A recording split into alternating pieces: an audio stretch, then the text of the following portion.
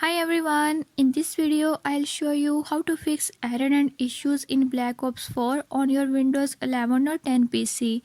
So to fix error and issues, follow every step as I'm showing in this video, and don't forget to subscribe this channel. Hope so this will fix your problem.